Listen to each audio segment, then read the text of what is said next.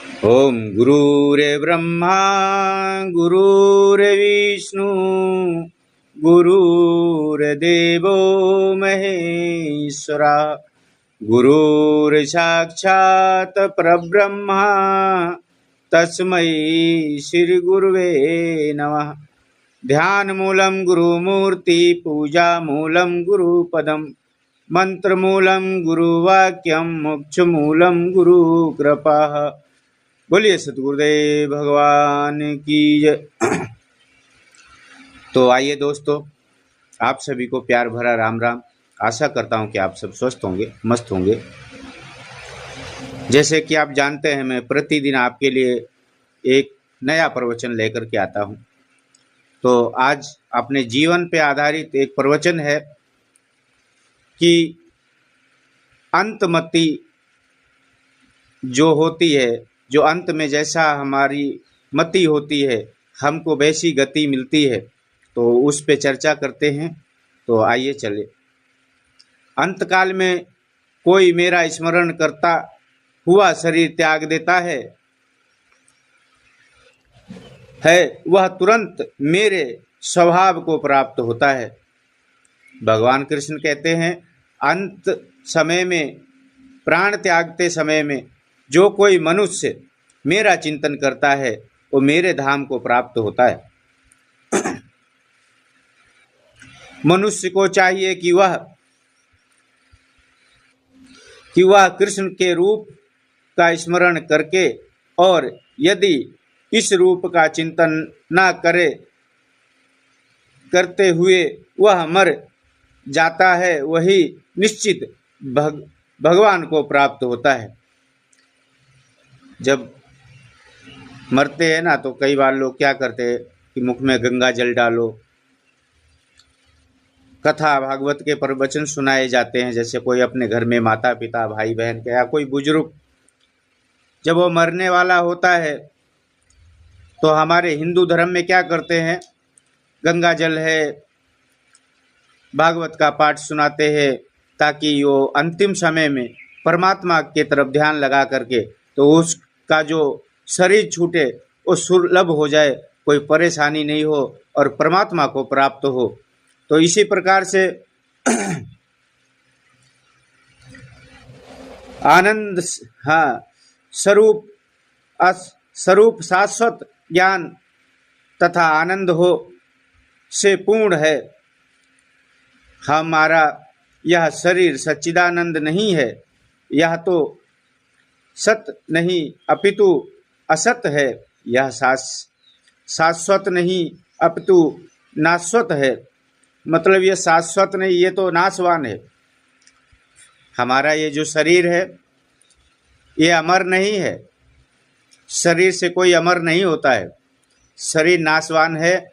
जिसने भी शरीर पाया है वो सबको छोड़ करके जाना ही पड़ता है। अमर है तो आत्मा है, बाकी शरीर तो शाश्वत नहीं है। शाश्वत एक आत्मा ही है जो सदा रहती है। आत्मा कभी मरती नहीं है। अपितु न सावन है न सावन है, यह चित नहीं है, अर्थात ज्ञान से पूर्ण नहीं है, अपितु अज्ञान से पूर्ण है। अब किसी को ज्ञान ही नहीं है और आप उसको कितना सिखाओगे? अरे भाई, कोई शरबत थोड़ी नहीं है जो आप उसको घोल के पिला दोगे। इसमें मन लगाना पड़ता है। प्रवचन है, सत्संग है, तीर्थ है, सेवा है, मन लगा के करोगे तो ही ये सफल होती है। दिखावा करने से कुछ नहीं होता। भगवान का कोई ज्ञान नहीं है। यहाँ तक कि हमें इस भौतिक जगत तक का पूर्ण ज्ञान नहीं है। यहाँ जैसे ही अनेक वस्तुएं हैं जो हमें ज्ञात नहीं है। यह शरीर सच्चिदानंद है, आनंद से प्रेरित ना होकर दुख से पूर्ण है। इस संसार में जितने भी दुख का हमें अनुभव होता है, वे शरीर से उत्पन्न होते हैं। इस जगत में जो भी हमको दुख अनुभव होता है, जो दुख होता है हमको, वो हमारा अपना ही किया हुआ होता है। जैसे कि उदाहरण के लिए हम किसी खेत में या खाली जगह में हम जिस फसल को बोएंगे वही फसल हमको काटने को मिलेगी। मूंगफली बोते हैं तो मूंगफली ही मिलेगी, उसमें कोई ज्वार बाजरी तो नहीं आने लगेगी।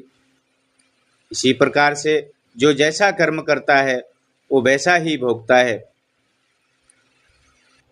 इसीलिए कहते हैं अच्छे कर्म करना चाहिए, सतमार्ग पे चलना चाहिए, बड़े बुजुर्गों का आदर करना चाहिए, सेवा भावी होना चाहिए। यदि इतना भी नहीं कर सकता है तो घर में शाम के समय पे और सुबह के समय पे अपनी खाट पे बैठ करके भगवान का एक माला का सुमिरन तो जरूर करना चाहिए। पर यहाँ पर एक बात ये भी है कि यदि आप भगवान का सुमिरन करते और गुरु नहीं बनाया तो आपका सुमिरन लगता नहीं। कहते हैं कि बिना प्रेम रीझत नहीं तुलसी नंद किशोर, राम राम सब कोई कहे ठग ठाकुर और चोर, बिना प्रेम रीझत नहीं तुलसी नंद किशोर।